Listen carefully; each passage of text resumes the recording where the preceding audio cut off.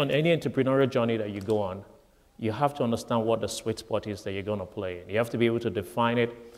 When you go talk to VCs, to investment bankers, they always want to know what is the competitive white space or what's your sweet spot. It has to be a place in which you think an economic opportunity exists. Once you have identified it in a mature industry, you have to then be very focused on your investments.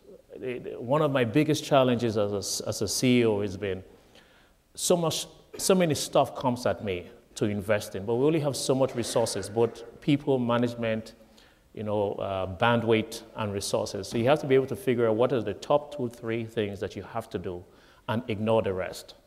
And that relentless focus is what you need to be very successful, especially when you're in a mature industry.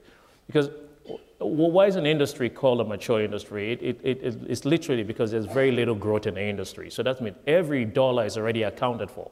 So invariably, when you're coming into the industry, you're going to be pulling money from some other competitor. That competitor is going to react. Okay, so you have to have very flawless execution in a mature industry so that you always win. And one of the things I will speak about is this whole thing about what's the difference between big fish and fast fish.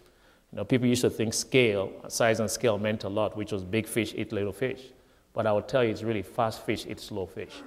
So being able to be very focused, analytically in your data and creating plans and then execute flawlessly is always a key to success. If you look at Starbucks today, go to any Starbucks, it's consistent. It's amazing. When I think about how it shows the miracle that he has done in the coffee business.